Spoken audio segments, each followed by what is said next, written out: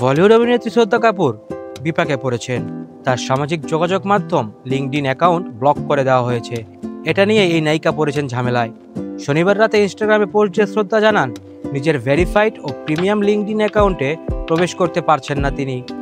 এ বিষয়ে ইনস্টাগ্রাম স্টোরিতে শ্রদ্ধা লিখেছেন, প্রিয় লিঙ্কডইন, আমি আমার নিজের অ্যাকাউন্টে প্রবেশ করতে পারছি না, কারণ লিঙ্কডইন মনে করছে এটি ভুয়া।